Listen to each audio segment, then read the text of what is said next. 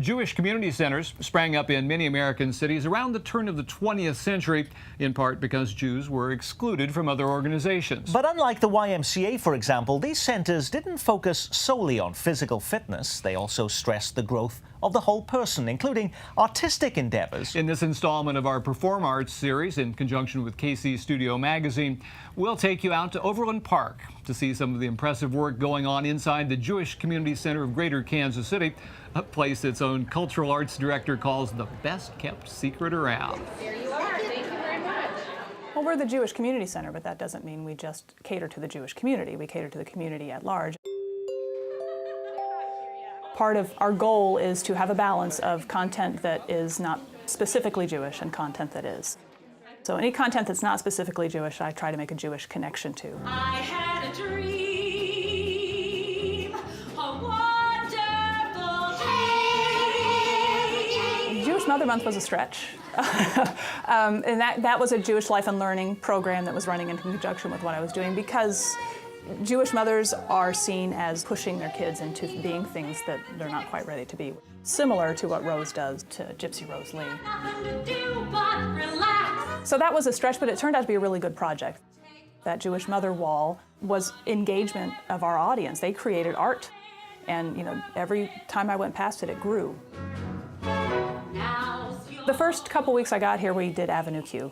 And I made Avenue Q have a Jewish connection. And they decided if you can do that, you can do anything. And so I've been making Jewish connections to non-Jewish content for quite some time now, which is really easy because Jewish values are human values. And so it's really easy to take any kind of stage play and find a Jewish value or a Jewish cultural historical moment and attach them.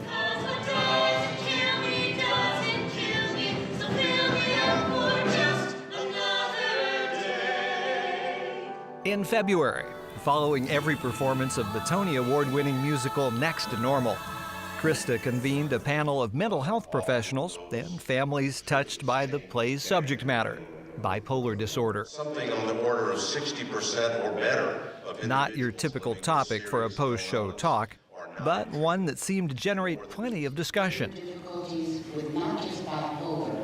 I think of my job as having the 4 E's. I think you need to entertain, and then perhaps educate if you choose. And then you can dig a little deeper and become enlightened and become engaged. And so Next to Normal allowed our audience to participate on one of those 4 levels. And many, many people were both engaged and enlightened in the end. And that's the goal of what we do here. And I don't sit at work just waiting for the phone to ring. It's a good thing. You get spoiled working here. You think of community theater, you don't think of a facility like this. Just because of the lights and the pit, and they can bring in an orchestra and they have the fly system, and they can do really massive stuff here that you couldn't do a lot of places. This is the second production that I've done here. I was blessed to be a part of Gypsy back in the fall, and now a part of Anne Frank. Amsterdam is your home. Your business is here waiting for you. I've worked in professional theaters. Some of them have not been able to hold a candle to this facility. Thank you. See you later. All this does have an historical precedent, dating back to 1932, when the Resident Theater was founded at the original Jewish Community Center on Linwood. In the 60s, it moved out to their new location at 82nd and Holmes, producing more of what was reviewed as the best community theater in America until 1983. 8 years ago, the White Theater opened in the center's sprawling campus on 115th Street. Places, please, for the top and back line. During that time, every production they've mounted has been directed by this man, Mark Swayze, bringing a crisp, consistent standard of excellence that resonates with audiences and actors alike, and helps ensure that even the most sensitive, nuanced material will be given the kind of treatment usually found only on professional stages. We really need to make sure that, we're not just up here pretending to be somebody we're not for a couple hours, that we're creating the story. The little details, everything from the Hanukkah celebration to the prayers. Our audience is going to be full of individuals who live that lifestyle, who understand what that culture is like. So I'm going to have them come in between the Miller Marley rental. When I think community theater, I think Waiting for Guffman. That's a stereotype that we would want to break, because there's nothing like Waiting for Guffman going on our stage, except that our community is engaged with what's going on our stage. When you think about Waiting for Guffman, it's ridiculous and it's funny, but that whole town cared really deeply about what was going on.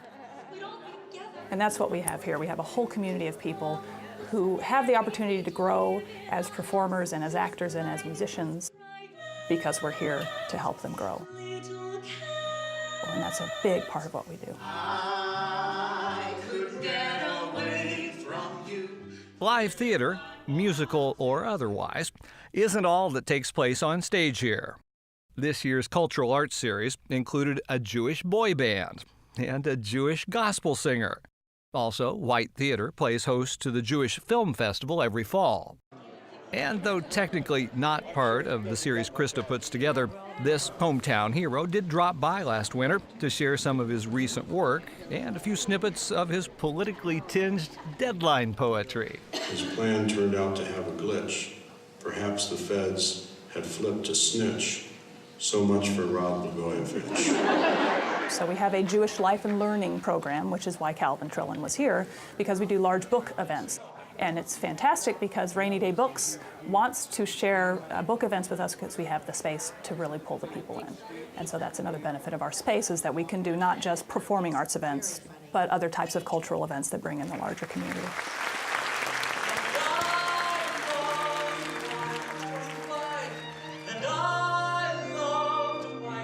It's a great facility to either come watch a show at or be in a show.